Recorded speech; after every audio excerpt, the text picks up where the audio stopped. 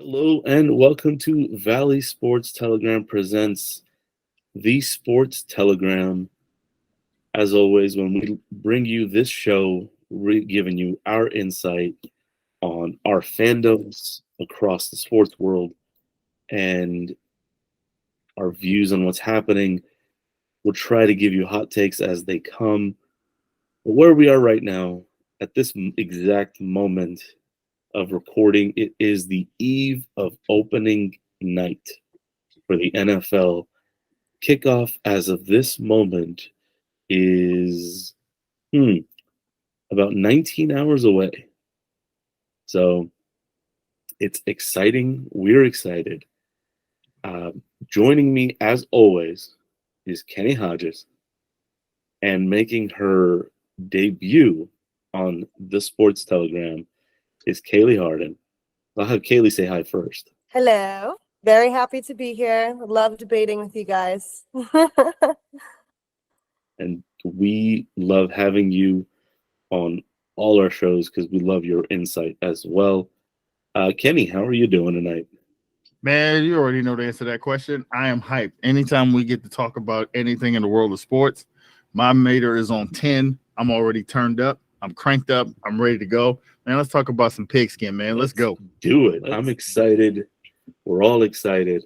And we're just going to talk about what we're most excited about for this season, because there's a lot of storylines, some faces in new places, and you've got probably the biggest storyline from the offseason finally dragging it out, but making his way to your team, Kenny. The Jets, as everybody knows, have Aaron Rodgers. It was hard knocks. It was a fun few weeks to watch. But I'll start with you. What are you most excited about for this season? You know what I'm most excited about for this season? And it's kind of a twofold answer. It's a little bit personal, but just an overall thing. Is expectations. It has been a long time. It has been since 2009. It is when Rex Ryan took over and said he was coming to knock the Patriots' heads off, and we had a young USC quarterback, Mark Sanchez, come in and start day one, and we had LaDainian Tomlinson, and we went to the AFC title game right away. It's been that long, a decade plus, since my beloved New York Jets, the lovable losers we have become, have had real expectations of being able to not just win, not just have a winning season, but there are Super Bowl expectations around this team because we legitimately have a top 5 defense in the league. We legitimately now have a quarterback who we know what he's done in this league, and he still looks young and spry and virile at the tender age of 38. So it's fun to go into a season expecting to win. It's fun to go into a season knowing my stomach's going to be in knots on Monday night, and I'm going to be walking around my house like a maniac with a football helmet on because I can't wait to watch the Jets go try to take a piece of the Buffalo Bills. And in terms of expectation, when you look at the AFC as a whole, there are, like we talked about off air, there are like 2 teams legitimately that I look at and I'm like, there's no expectation to win, to get to the playoffs. You look at the AFC North, you got 3 teams that legitimately could be playoff teams. The AFC East has got 3 teams. The AFC West, all of those teams expect to kind of be in the mix. So expectations of in general are what make it fun. And also, you go into the season, everybody's in first place. So we've all got expectations of our teams getting off to a good start. So that's what I'm most excited about. How about you, Kaylie? Well, so I'm true to my Ohio teams, of course. I love the Cleveland Browns, always been a Browns fan, born a Browns fan, most loyal person you'll ever meet. But I'm really excited to watch them play the Bengals, especially just because I think no matter which way that game goes, either it's going to create a situation where the Browns are going to have to defend that performance for the rest of the season. And as Browns fans usually do, we get really hype after the first couple games because we tend to win early on in the season, and then everyone gets really, really excited, and we'll go like 3-0, and then we'll lose 7 games in a row. So I think that no matter way that game swings, either Joe Burrow gets a win and starts the season off well, or the Browns get their fans hype, and we have a exciting like you said, Kenny, just a really exciting season to look forward to. But I think at any rate, that conference is going to be extremely competitive this year. Funny side note, As it usually is. I mean, we're stacked. We have the Ravens, we've got the Steelers. Like it's always really tough to get not only just the playoffs, but the wild card bid in that. So a lot to look forward to. So funny quick story. I fancy myself a bit of a historian, and one of my favorite stories all time about the Browns Bengals rivalry was, I think it was in the mid 80s, maybe late 80s. There was a game in Cincinnati. I can't even remember who they were playing, but people got upset and they started throwing bottles onto the field. Sam Weiss, who was the Bengals coach at the time, gets on the microphone and goes, "Hey, everybody, stop throwing things on the field. Act like you have some sense. You are not from Cleveland." That is one of the funniest things, because it got people riled up, and it just reignited a rivalry that, well, because the Bengals then got good again, and it just sparked that whole rivalry of people hating each other from Cincinnati and Cleveland. I thought that was hilarious. And to be so defensive over a field that's named after who? The Browns. Yeah. Just wanted to throw that in there. How about you, Arshavir? What are you excited about for this season? Oh man. So many things. But you know what stands out to me the biggest, that excites me actually a lot, is the QB battles we're going to be watching all season. It's every year seems to get more and more hyped up. I mean, for me, it starts like this. It starts with battles like, okay, well, MVP battle. Who's going to be the first one to kind of stake their claim early in the season, right? Mahomes, Lamar Jackson. Is Aaron Rodgers going to be like, hey, guess what? Put me in the conversation. You know, Josh Allen might be. He was in the conversation for a while last year. Justin Herbert was in the conversation last year. So that's a big one that I'm like, oh, I'm excited there. But then there's also, I look around the league and there's these career revival attempts. Like, what's going to happen in Denver? Russell Wilson. Now he has a coach who's supposed to bring him back, right? But Sean Payton has been out of the league for a while. Can he do it? Is Russell Wilson too far gone? We'll find out, right? Jimmy Garoppolo. He had to change scenery to kind of try to refine himself. He's in Vegas. You know, the Patriots West, as I vomit in my mouth, got their quarterback that they wanted. Is he going to be good enough?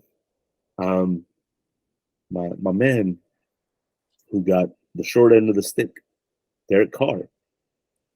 He's in a good situation, seemingly, in New Orleans. And how's he going to do?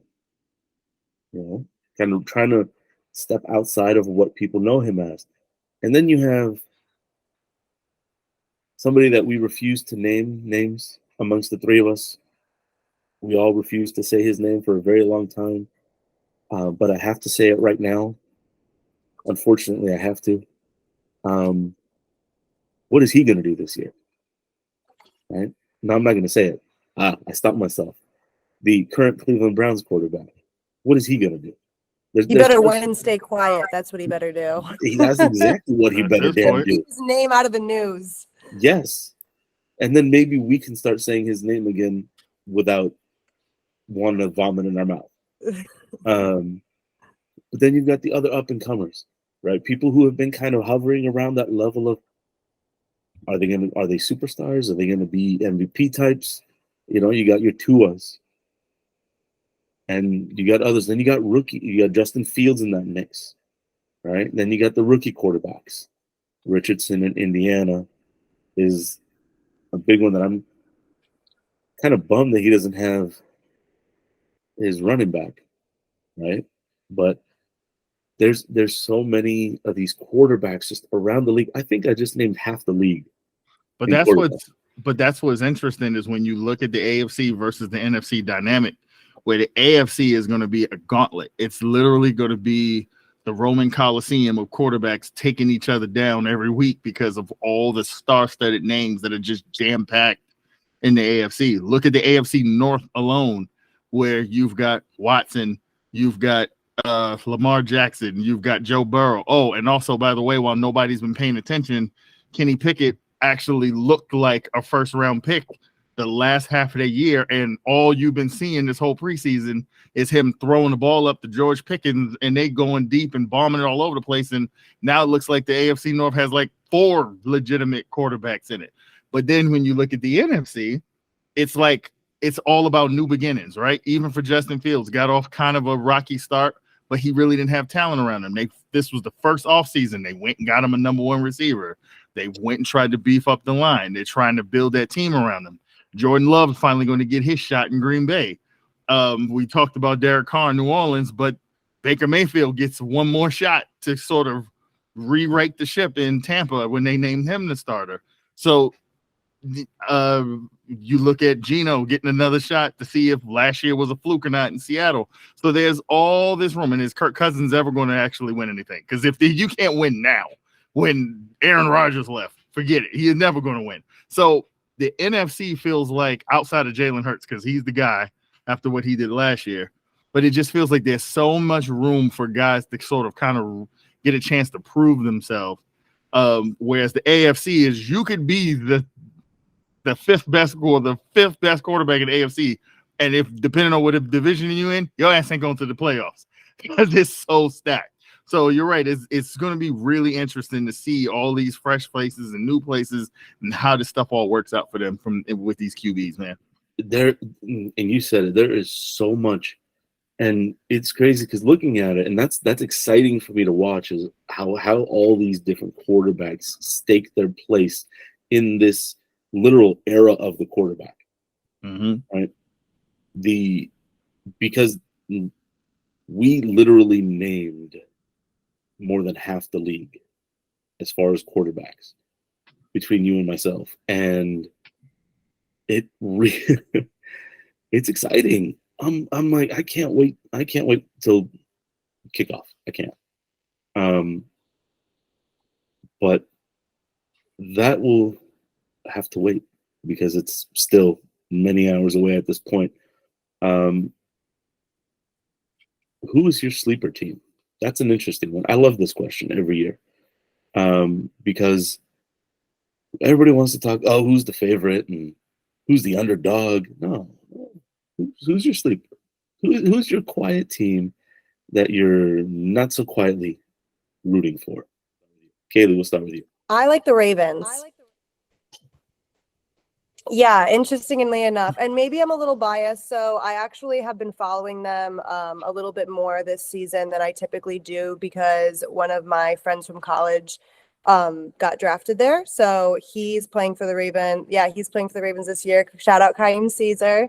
Bobcats, go Bobcats. Anyway, but I actually also saw an article come out this week about how they made history having the first like all-black quarterback coaching staff and quarterbacks.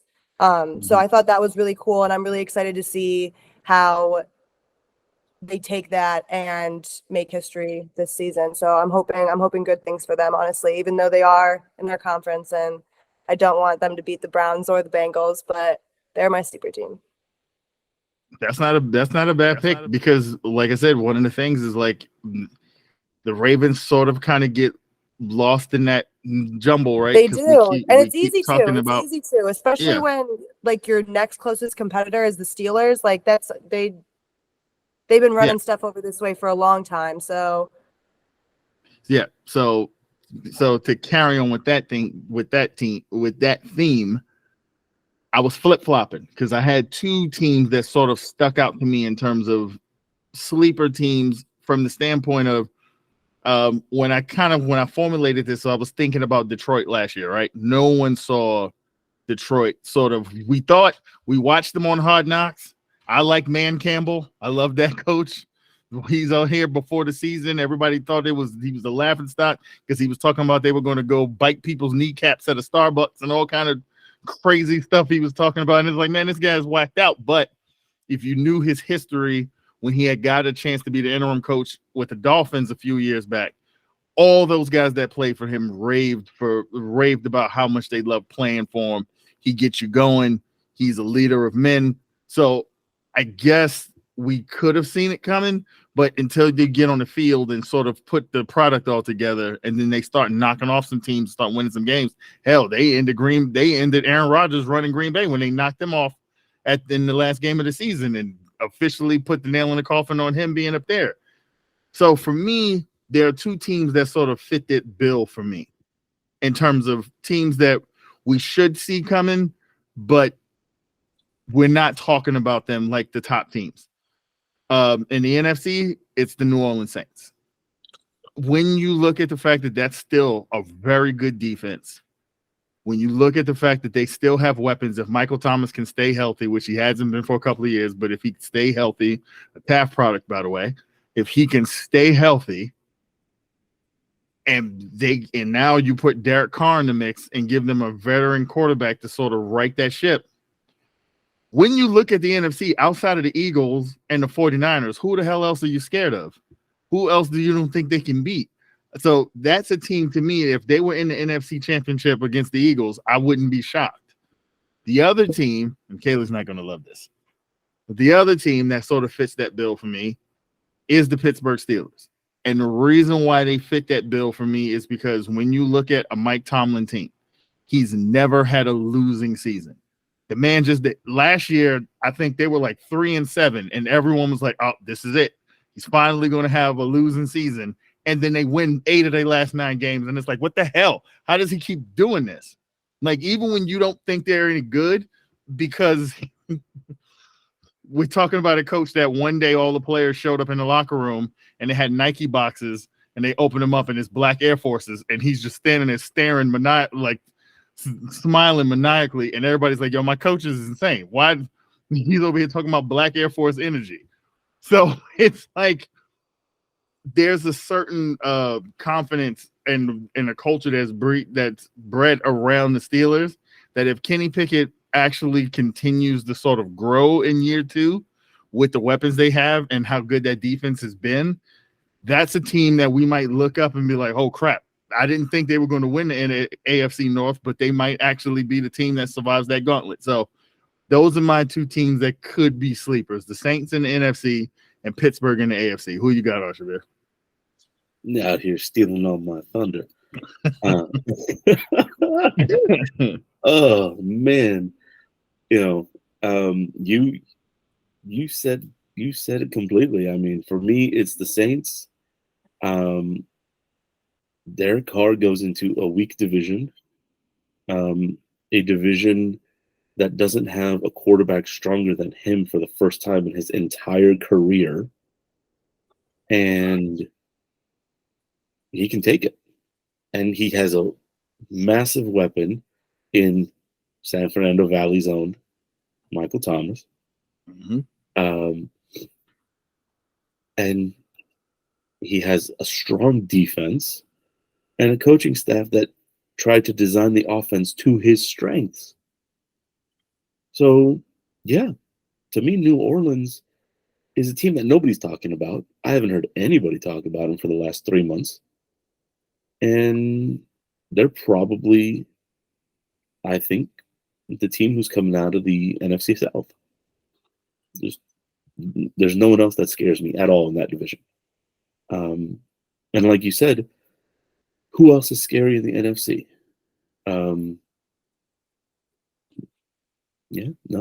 I could see them making a lot of noise this season. So,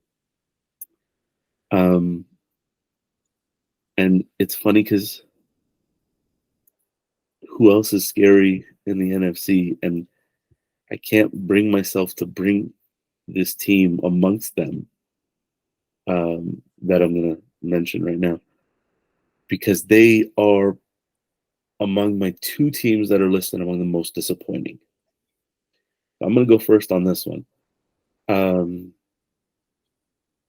Most disappointing for me, who do I think it's going to be? Well, the team that's going to disappoint me, because I do this every year.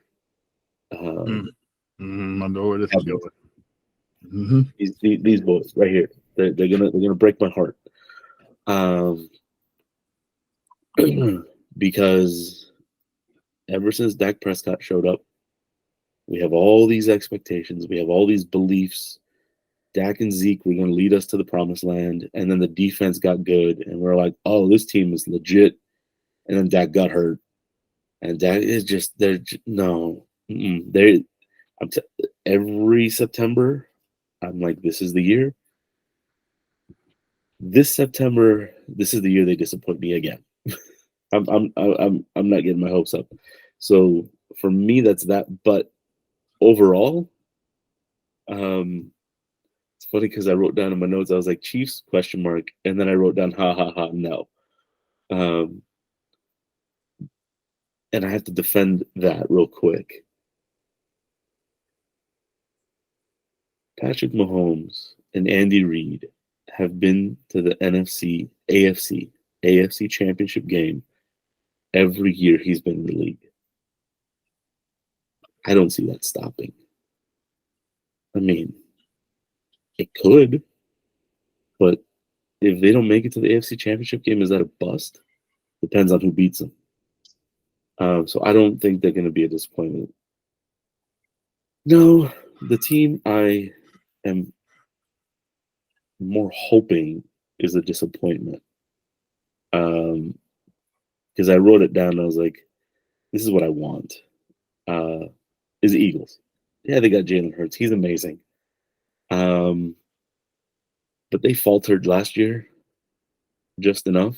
I want them to be more human and finish second in the NFC East and not go anywhere.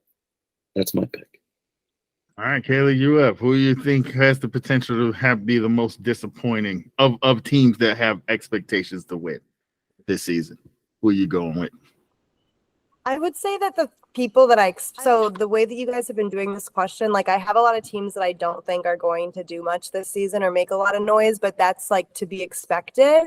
So I actually am going to say, and don't hate me for this, I think the most disappointing is going to be the Saints.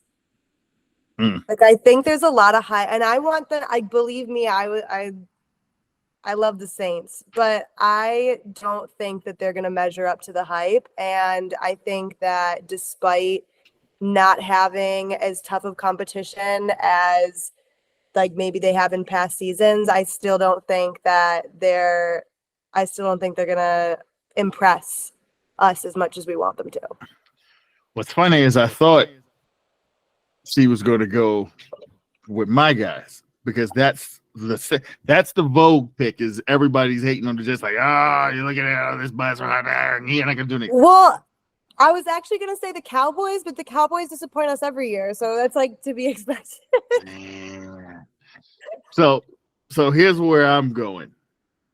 The defeatist and pessimist in me wanted to immediately say my own team because one, this is uncharted territory to be the hunted and not the gum on the bottom of people's shoe. So it's weird. So the idea that like people are saying Jets and potential Super Bowl automatically feels weird. It makes me want to say like, we're not doing that.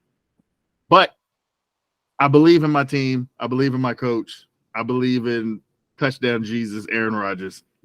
So I'm not going to say us. I think we're actually going to do well. And also in the AFC, it's weird, right? Because if we get to the playoffs and we win a game and we get to the AFC title game and we lose to Kansas City, is that really a disappointment? Like everybody's getting to Kansas City and losing in the AFC title game, right?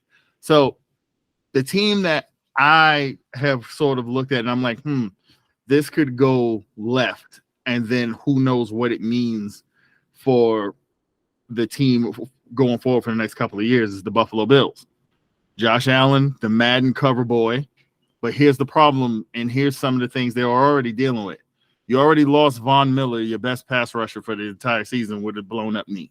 You already down him. Stephon Diggs hates everyone in that building for some reason, and we still don't know why. Like, he's mad. He wasn't showing up to things. Then he showed up. He's not talking. So there's a real chemistry issue there for your quarterback and your top receiver. That doesn't sound or bode well when you got to go see Sauce Gardner the first week out. If they lose to the Jets the first week out, and it sort of spirals and the season sort of gets away from them, which it could in the AFC, because it's going to be a gauntlet this year. Their core is getting older. Everything around Josh Allen there's not spring chickens. Those safeties, Poyer and Micah Hyde and these boys and Tre'Davious White, these guys ain't getting any younger. Like, at one point, do you have the conversation of you got to start pulling the plug because these guys are making a lot of money. They're older.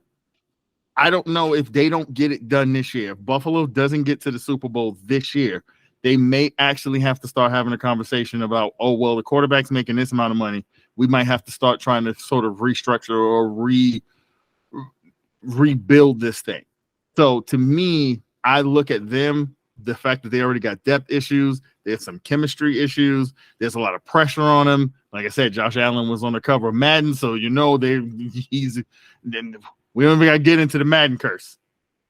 That is the team that I look at, and I'm like, we might look up midway through the season and be like, man, what happened to the Bills? So that's my pick for most disappointing team, or potential to have the biggest disappointing season. Man, you're over here reminding me as to take off my rose-colored glasses, and I got to get to that in a moment.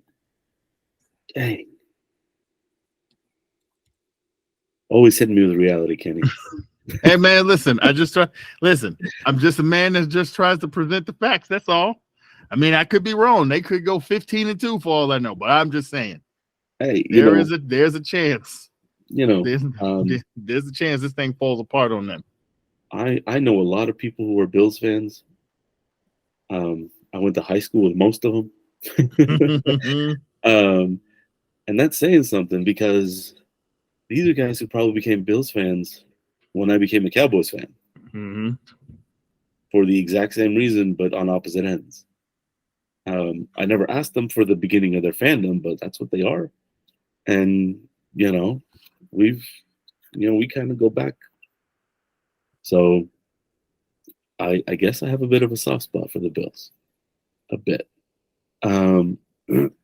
But the question that everybody loves to ask, right? In every one of these kind of preview type that we do, or everyone does, who's the MVP? Who is the most valuable player? I have 3 legitimate questions, and they're all from the AFC. There's one from the NFC, but I'll go over that in a bit. I don't really want to kick this one off since I kicked off my disappointing. Kaylie, I want to know your MVP picks. Well, so it ultimately comes down to how the teams perform, right? Because like that, it's hard to say. Like, obviously there's people that I'm excited about that I think are going to influence a lot for their teams. But as far as like identifying who I think is going to be the MVP now,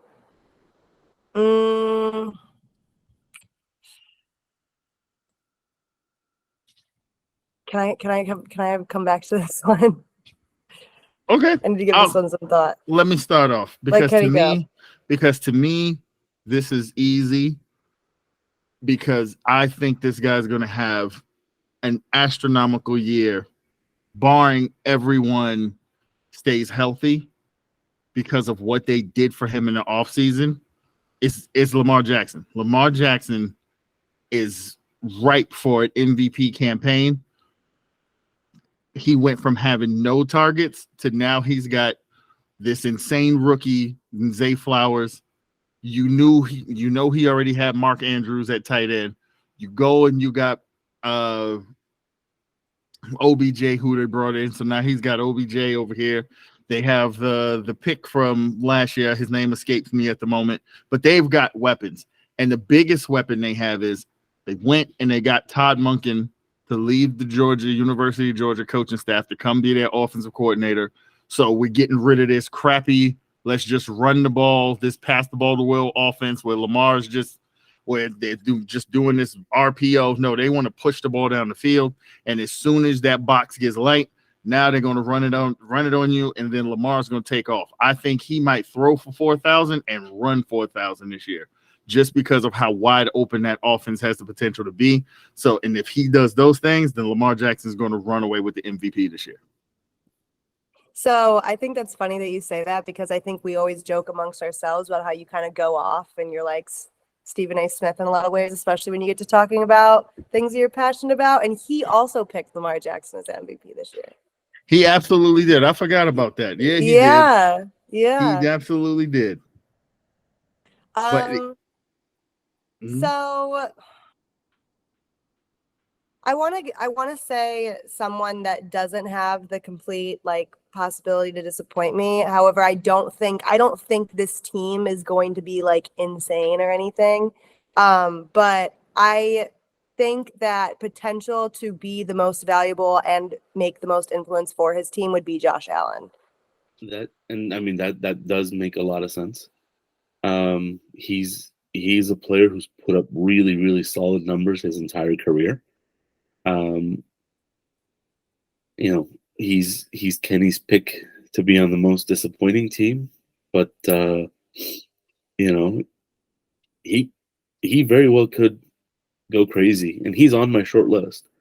I've got for MVP, it was 4 names for me, and I was like, one of these 4, and I'm gonna pick one, but these are the 4 because A, their pedigree, B, their weapons, C, what they can do overall as a team, offense and defense, and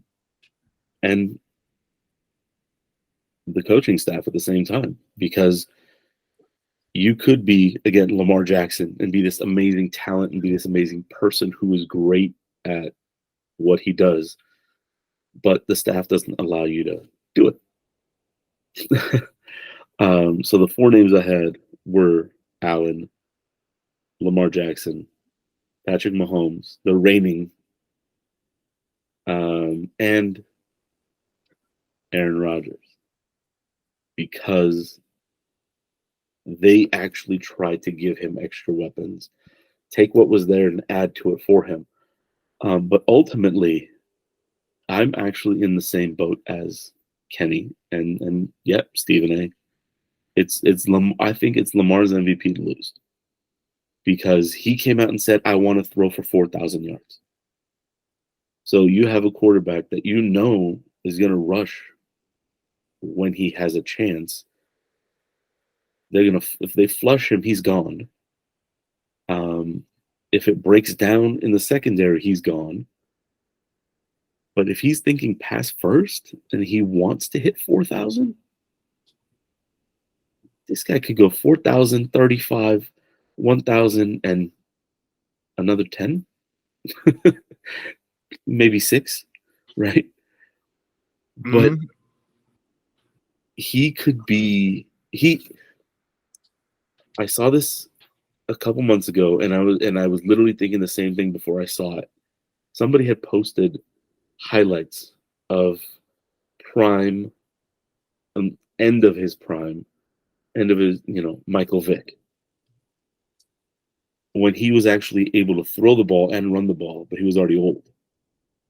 And it was like, if Vick had Andy Reid his whole career, how great would he be? But you look at Michael Vick, and he is like Lamar Jackson in a previous era, pretty much. From what I see, the legs, the speed, the arm accuracy, the fearlessness, the leadership ability. They're each their own. Lamar's amazing, and I think this is kind of the year for him to lose it. He's got the chance. If anyone's going to knock off Mahomes this year, it's him. Amongst the other names. Yeah, I don't like I said, I don't disagree. I just think when you look at the Ravens, and I'll say we all thought it was curious when they made that trade and they traded away Hollywood Brown, because that was one of those guys that we knew go back to that game. I think it was the first game of the season a couple of years ago where he threw like 5 TD passes and all of them were like bombs over the top to Marquise Brown. And it was like, this is the quarterback he wants to be. Like, the misconception is that he can't throw the ball or he doesn't want to throw the ball or he's inaccurate. No, he hasn't had the weapons. That's why Mark Andrews is going to be the most pissed this year, because now with them adding receivers, if you got Mark Andrews in fantasy, you're going to be a little upset this year because he is not going to get the same amount of targets he's been getting the last couple of years, because he's now the 4th target in that offense. And like I said, Odell Beckham could be a game changer for Lamar Jackson, because that's like the ultimate safety valve. Say what you want, but that time period when he was in Cleveland, it wasn't his fault. Baker Mayfield did a terrible job getting him the ball, because I still think of that game against the Cowboys where they couldn't, you knew they were throwing him the ball and the Cowboys couldn't keep him out of the end zone. And they had juice too. Like, there's no excuses for that. I'm sorry, I didn't mean to interrupt, but I take personal offense to Baker Mayfield's quarterbacking skills. I know, that's why I'm like, good. Hey, get ready, Tampa Bay fans. Mike Evans might be mad all year long when he's not getting the ball. So I just think that Lamar has an opportunity with weapons now. It's going to be interesting to get to see what we can truly unlock with this guy when he now has the opportunity to say, I only run when I absolutely need to. And when I absolutely need to, I can break the game. But I really want to throw for 450 a game and 4 tutties. So I think he's primed for an MVP. All right, Coach of the Year. You guys want me to start, or you want to go? That took so long. I'm going. It's Robert Saleh, because the Jets are going to the damn Super Bowl. And I've been waiting this whole time. I've been objective. The objective has gone out the window. It's Robert Saleh. You watch this man on Hard Knocks. He is the leader of all leaders. He is the man of all men. He got me riled up. I wanted to go put the pads on this last episode of Hard Knocks. When he got in front of that meeting room and said, enough, he was like, I'm tired of coaches. I'm tired of going to the 50 and coaches telling me, hey, you guys are playing hard. And he said, man, F that. I want to F and kill you. I don't want to just play hard. I want to F and win. Like, we going out there to kill people this year. So if the Jets live up to expectation, he's going to win Coach of the Year, because everyone just already assumes that Aaron Rodgers is going to be a hard personality to manage. I don't think that's true. I think if you look at the way Aaron Rodgers has comported himself since he's been there, he's been locked in since OTAs. He's taken all his teammates to Broadway plays every damn night. The man is bald head.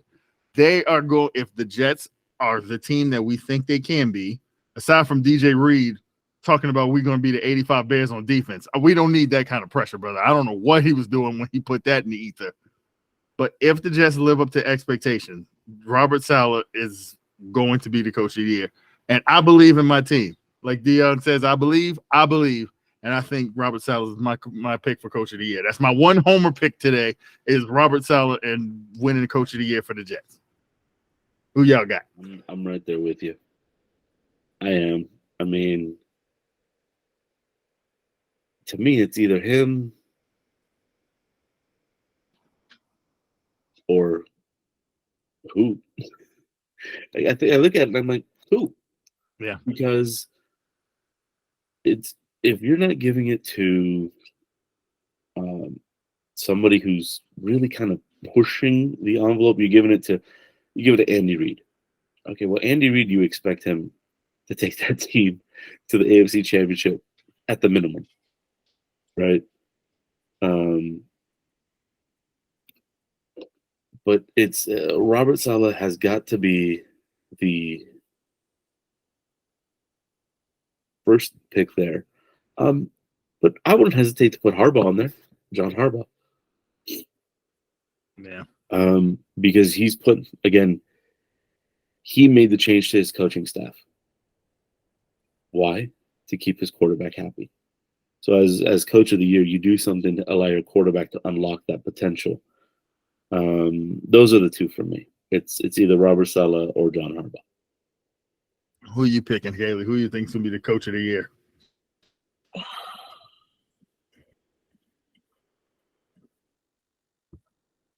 Depending on how the Jets do, I think it's going to be Andy Reid.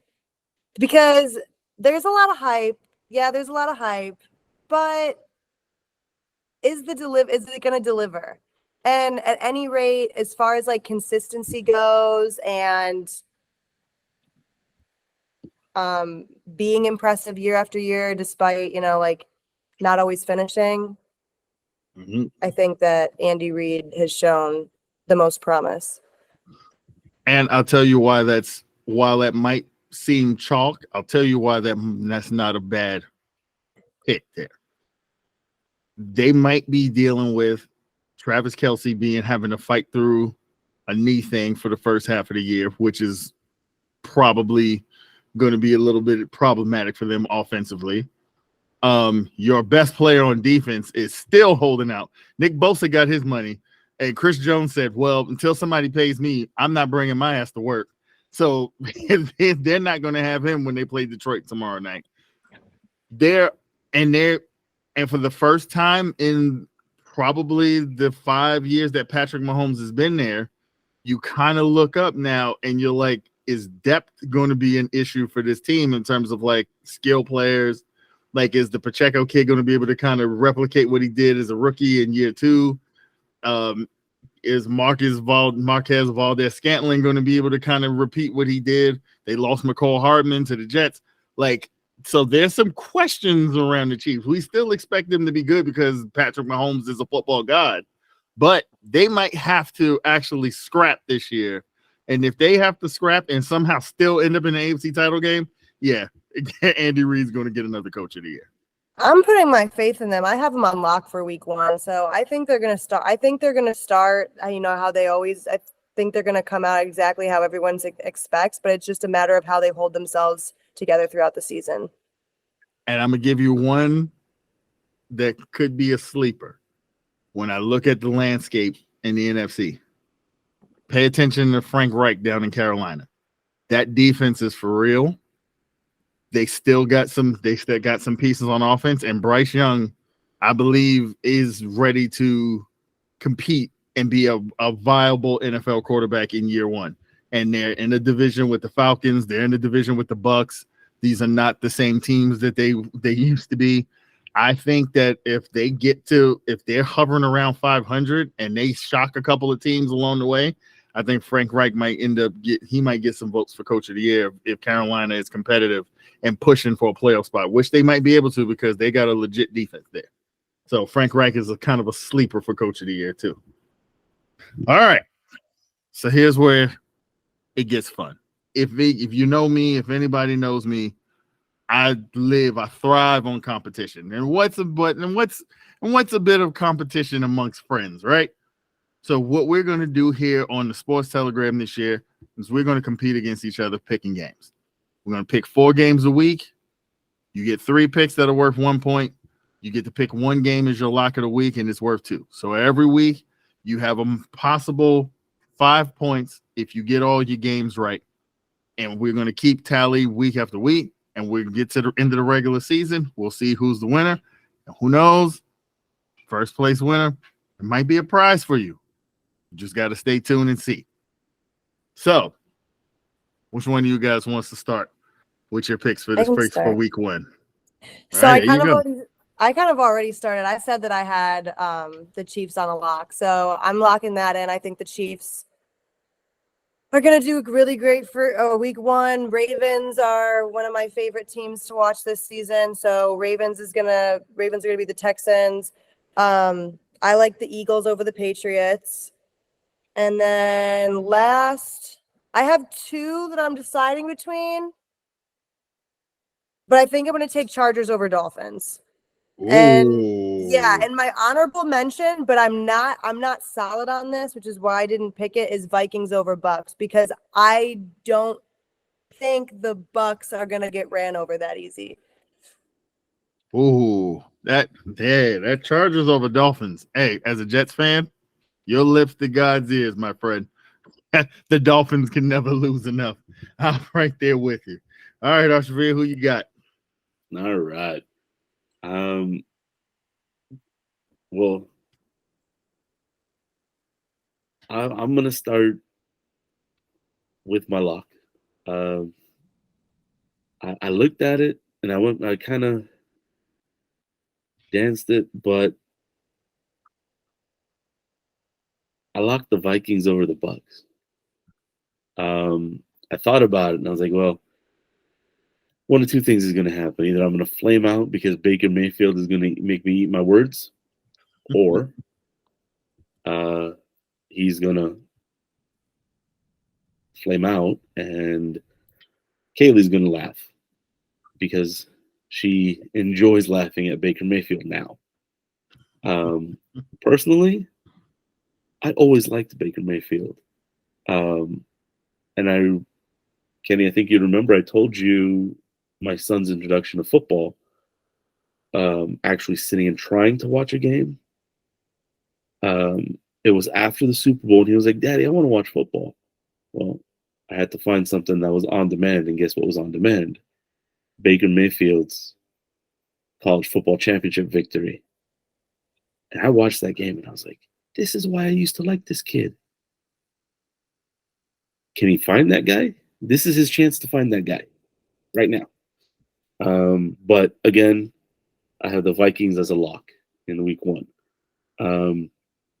My other picks, I have Cincinnati over Cleveland in week one. I have Vegas over Denver. I'm always going to take Vegas over Denver. And then you know what? I went homerism on the last two picks. Dallas over the Giants. I let my heart go over my brain for week one. So yeah, 2 homer picks and 2 others. So I mean, these are solid picks. Me and Kaylie actually align as I go over my picks with a couple. We kind of are thinking along the same lines with a couple of picks. So for me, I'll start with my first game. I'm going Eagles over Pats. Listen, I'm not really sure what Belichick's offseason was about in terms of who they brought in. Yeah, they brought in Zeke Elliott, but talking to a Cowboys fan, how much tread is left on that tire? I don't think he's going to do much. I don't think maybe there's a little something, but I don't know what's left there.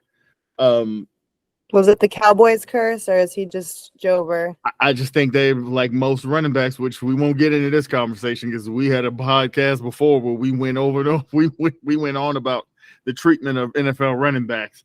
I think the Cowboys used what they could out of them, and then once the price didn't match the production, that's when they decided to let them go. So we'll see what the Pats can get out of them. If there's any stupid coach that can squeeze blood out of a turnip, it's going to be that idiot Belichick, but I'll let my feelings aside there.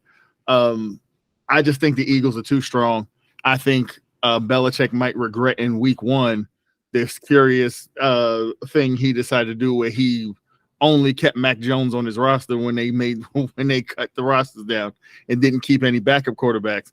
He's one Jordan Davis sack or Brandon Graham sack away from I don't know, having to stick Juju Smith-Schuster back there and run Wildcat or something. I don't know what the hell they're doing. So we're going to go Eagles over Pats. I think Jalen Hurts is going to look to make a statement with those heavy pockets with all that money he got.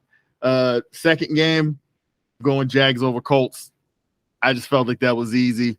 I think that Doug Peterson's got it going down there in Jacksonville. I think Trevor Lawrence is ready to kind of stake his claim as being in that conversation with the upper echelon quarterbacks in the league. And Anthony Richardson might be good, but it ain't going to be week one. They might struggle out of the gate. So I'm going Jags over Colts. The third game, there's a theme here. I'm going Commanders over Cards. I don't know, who knows what the Cards are going to do.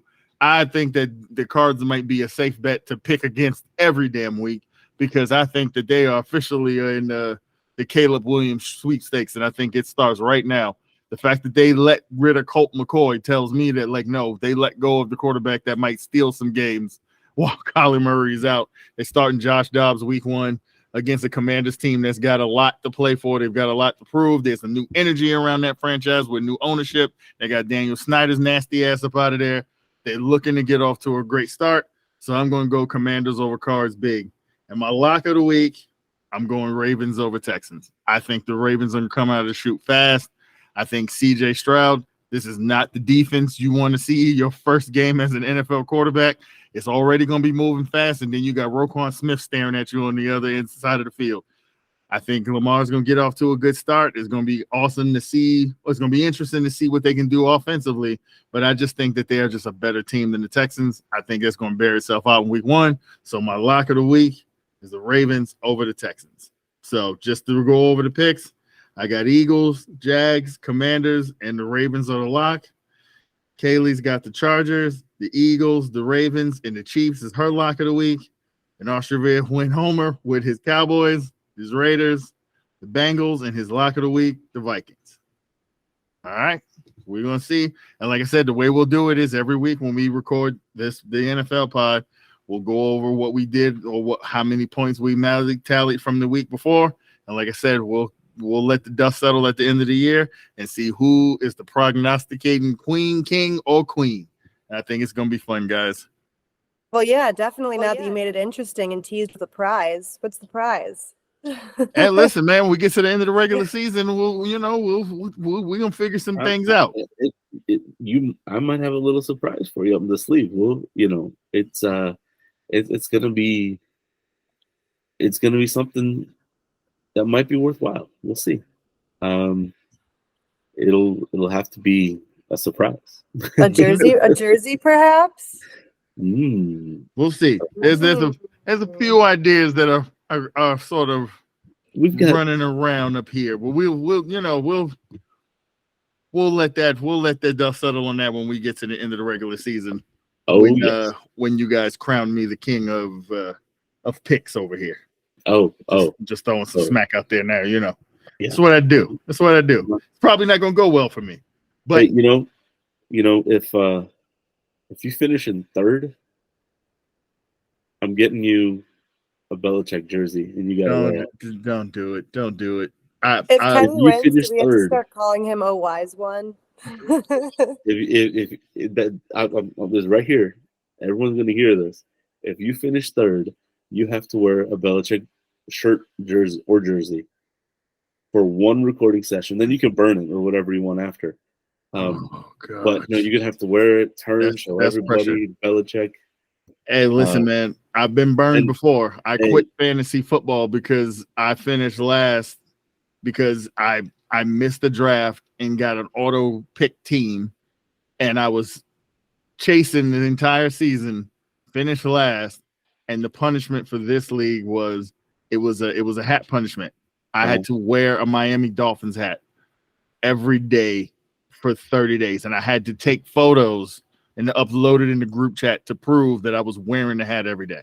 And the worst part about it is I have a son who's a snitch, and he would take the photos if I tried to put on a different hat, and then he would say, I'm telling Unc that you're not wearing the Dolphins hat like you're supposed to be wearing today. It was hell. It was hell on earth. It made me quit fantasy football after that. That explains why you won't join my league. Yep, there you go. Can't do it. It's all good. When we run the VST leagues, you'll be in. Yeah, that'll get me back in. But yeah, hey, thank you everybody for watching. We as you can tell, we enjoyed the crap out of this. We'll be bringing this all season, and kind of breaking down and looking forward. You might see tears because I am expecting to get my heart broken a couple times this season. That's what happens when you're an idiot and you have 2 teams. This guy. Pray, and also pray for me. Pray for me this Monday night coming up, because it's not going to be pretty on this podcast next Wednesday if I lose that first Monday night game. all this bluster. This hat is going to be on fire when you see me sit in front of this microphone next week if we lose this Monday night game. I'm just letting y'all know right now. So just pray for your boy. Pray and say a little prayer for, Gangrene and Aaron Rodgers and Robert Saleh and all them boys. But I also think we need to take a second and have a moment of silence for all the girls out there that started watching football for Joe Burrow, because rumor is he's engaged. So moment of silence for us girls. But yeah, man, thank you guys for listening. This is we can't wait. Glad Kaylie's joining us for these TST episodes. It's always good to have our third member of the three amigos on in these pods and shooting the breeze about everything under the sun. We're going to keep doing these. They won't just always be football. It will be football heavy in the fall because, football is king. But as the baseball playoffs near, one of us might have a team in the mix if the Guardians can figure some things. No, and Arshavir with his Dodgers, my team won't be there. We won't talk. We don't need to talk about what happened with the Mets. But when this baseball playoffs roll around, we're gonna be pushing out that content. When the NBA rolls around, we'll be pushing out that content as well. We all got teams in the mix that are worth talking about. So just keep tuning in, keep listening. And we thank you guys. Man, leave us a like, subscribe, hit the notification bell when these things go up, because we're going to be pushing this content out because this stuff is fun. And it's fun to talk about this stuff too. We talk about our high school sports during the week, but we also love all sports. So we talk about everything. So thank you guys. We love and appreciate all the listening. We all the love. And leave us comments. When we're talking about these sports, when we get in here, talk smack in the comments. I love it. If we got Dolphins fans listening, go ahead. You can get this work. I'll come right back at you if you know comments talking that craziness. And Pats fans too, because for some reason in California, there's a lot of people running around here with Brady jerseys on, and y'all ain't even from Boston. And I think it's a travesty, and you should be ashamed of yourselves, and you need new teams. But that's another story for another day. I'm rambling. But thank you guys. We love you. We love that you guys are listening, and we're going to bring you more of this.